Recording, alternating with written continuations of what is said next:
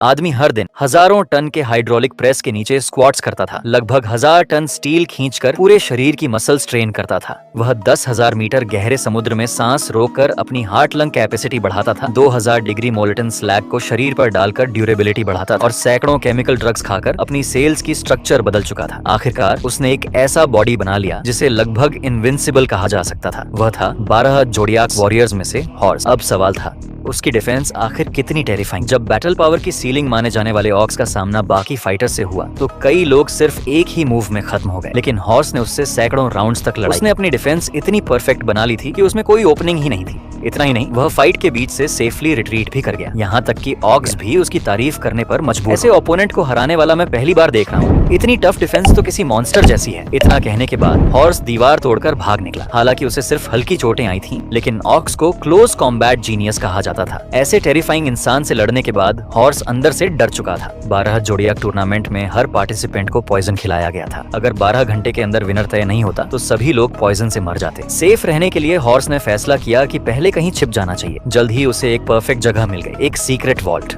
उसने भारी सेफ्स को अपने सामने लगाकर कॉर्नर में खुद को छिपा लिया। अकेले बैठे हुए उसे अपना पास्ट याद आने लगा। कई साल पहले एक मिशन के दौरान हॉर्स और उसकी टीम पर एम्बुश हुआ था। दुश्मन चारों तरफ से टूट पड़े। कुछ ही पलों में बैटलफील्ड पर सिर्फ वही बचा। अपनी स्ट्रेंथ की वजह से उसने कई एनिमीज को खत्म कर दिया, लेकिन फिर उसका सामना एक जायंट आदमी से हुआ। उसके सारे मार्शल आर्ट्स और कॉम्बैट स्किल्स बेकार साबित हुए। यह प्योर रॉ पावर का दबाव था। आखिर में जायंट के एक भारी अटैक ने हॉर्स को सीधे क्लिफ से नीचे गिरा दिया। उस इंसिडेंट के बाद उसे एहसास हुआ, अगर खुद को इनफ पावरफुल बना लिया जाए तो बाकी सभी टेक्निक सिर्फ डेकोरेशन बन जाती हैं। तभी से उसने खुद को बदलने की ट्रेनिंग शुरू कर दी। दिन बीते, साल बीते और आखिरकार वह आज का मॉन्स्टर बन गया।